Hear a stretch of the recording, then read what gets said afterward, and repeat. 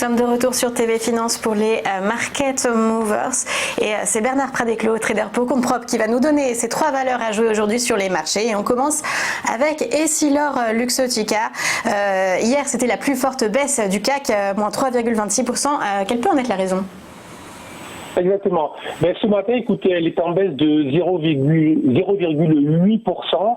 Et en fait, ce que l'on constate, c'est que, bon, c'est tout simple. Depuis le mois de mars, c'est une valeur qui affiche une progression qui est juste hallucinante, de près de 52%. Donc ça fait du 75% annualisé. Donc c'est évidemment absolument fou. Donc hier, comme vous l'avez dit, c'était la plus forte baisse du CAC, mais surtout elle est revenue en fait s'appuyer sur les niveaux anciennement en résistance qui étaient marqués dans résistance début septembre et à la mi-octobre.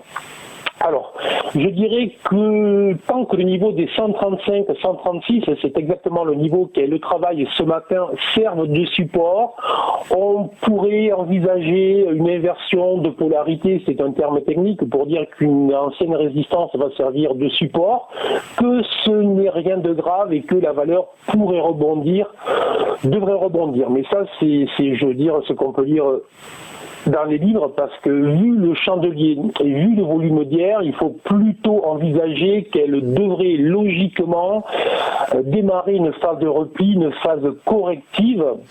Et cette phase corrective, cette phase de repli pourrait l'emmener dans une zone située au minimum entre 125 et 119.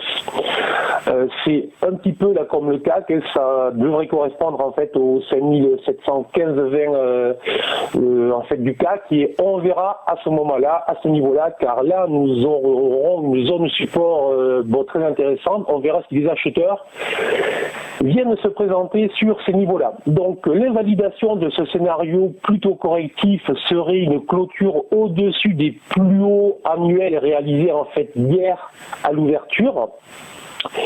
Et donc très clairement, en attendant, la recommandation est de se montrer méfiant, de prendre des bénéfices et de surveiller éventuellement cette zone cible entre 125 et 119 pour des achats sur repli éventuels sur les prochaines séances.